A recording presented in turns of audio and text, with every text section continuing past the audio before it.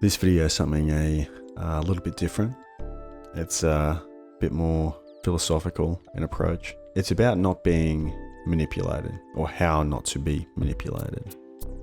One of the main ways people manipulate you, or try to, is through your desires, your hopes and dreams, the things that you really, really want, that you believe you need. So how do you stop them from doing that? Or how can you defend yourself against that? One of the easiest ways, or I wouldn't call it easy at all. It's not, it's kind of difficult because it's kind of almost unnatural at this stage, the amount we are marketed to, where we are told that we need this and we need that in order to be happy or to be successful. Emotions are played with all the time, right? What you have to do is not rely on hope to make you happy, okay? And not rely on these desires for external things that you think are going to fix your life or to make things finally work for you, right? You have to start looking at what you have right now and appreciating what you have right now. Really being aware of that, because a lot of the times you appreciate things in retrospection, but not at the time it's happening. It's always at the time you're either looking forward or looking back or desiring the next thing. And this is what manipulators rely on, right? They rely on people not being aware of that, relying on external things for happiness, for, oh, I'm going to make you a millionaire or whatever, or you can start your own business really easily, which if you've ever met anyone who has actually runs a business, it's tough, it's difficult, it's something that takes a lot of work. And it's not saying you shouldn't do it, but just have a realistic view of these things. You can still have desire, but just not this excess of desire, because when you have the excess, you will start to look past your common sense and your rational judgment of things. And these manipulators can take advantage of that, because you trust them. They go, yes, they're saying all the right things. They're saying I can be happy with this thing or that thing. And you tend to trust a lot more when you should be more skeptical.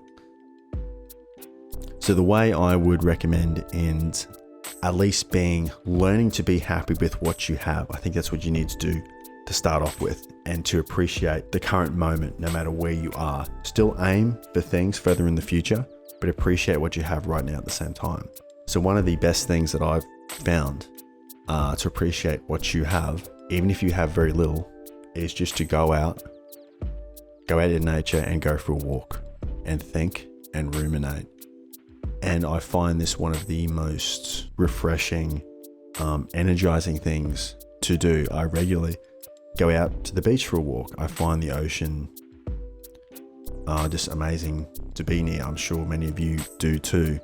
So I would suggest just every day, if you're not doing some type of training in your off days, just go for a walk. Go for a walk and just think. And if you want to go for a walk with your partner, you can do that, or you can just go on your own and think and kind of reflect on everything, and just, be grateful for what you have, and start to just be more aware of the things that you have. That's really all there is to it. And once you are aware that you do not need external things in order to be happy, you don't need a lot at all. You just need food, water, shelter, and to have a little bit of happiness, like a sense of community and purpose. Once you have those things, and once you realize that that's really all you need, manipulators aren't going to get you anymore. You will be invincible.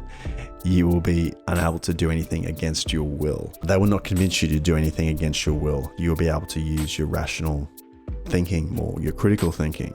You'll be able to observe things correctly and not through some, pre-described, some filter or some lens where things are skewed a certain way, and, well, I'm very hopeful that this is going to work out and it's going to fix everything. This is a shortcut to, I like to use gurus as an example. This is a shortcut to wealth. I can be making six figures and stuff. I mean, they put all the disclaimers down there, but most people don't read them. They just see this big text, all the flashy cars and all the promises, and just go with that straight away. So yeah, to sum it up, that is my advice, is to be aware that that's what they do. They use your emotions against you, your desires and your hopes, and just be aware of all the things that you have and that you don't need a lot to be happy. And external things are never going to make you happy. Only you and your own perspective on what you have right now is going to make you happy. That's all I have. Thanks very much for watching, and I will see you next time. Bye.